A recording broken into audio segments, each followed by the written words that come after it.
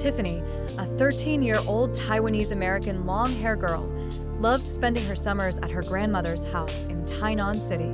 This summer, she noticed something different. As she walked the streets of Tainan, she felt the city's once bustling sidewalks seemed quieter.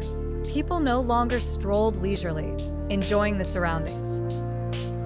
Instead, their heads were buried in screens, phones, computers, and TVs, missing out on the simple beauty of their environment.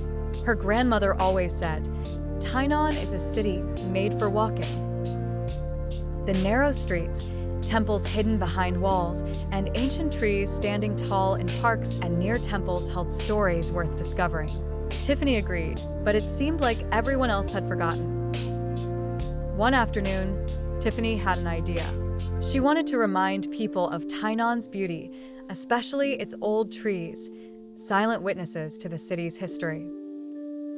She decided to start a bilingual project called Tiffany's Tree Chronicles, where she would research, interview, and translate information about Tainan's ancient trees into both English and Chinese.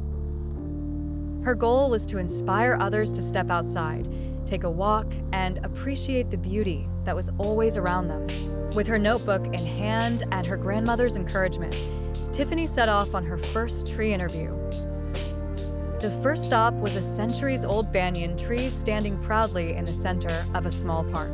She stood beneath its large branches, feeling the cool shade. "You must have seen so much," Tiffany whispered to the tree, as if it could hear her.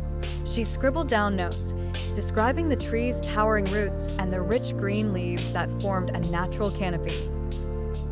She imagined what this tree had witnessed: generations of families, festivals, and changes in the city.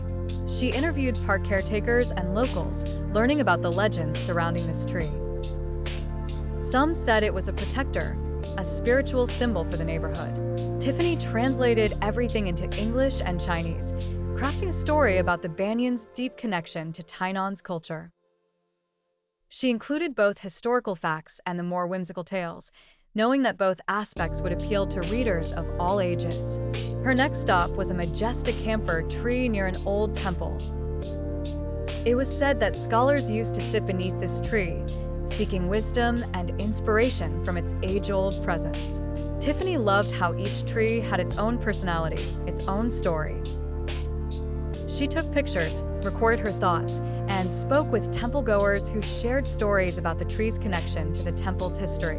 Over the next few weeks, Tiffany continued her journey, visiting more trees, documenting their stories, and translating everything. She even created a website where people could explore Tiffany's Tree Chronicles. Visitors could read about the ancient trees in both English and Chinese, see the photos Tiffany took, and learn about Tainan's rich ecological and cultural heritage. Tiffany hoped that by sharing these stories, she could encourage others to take a walk outside and reconnect with the beauty of Tainan. By the end of the summer, Tiffany's project had gained attention from locals and tourists alike. People began to visit the trees she wrote about.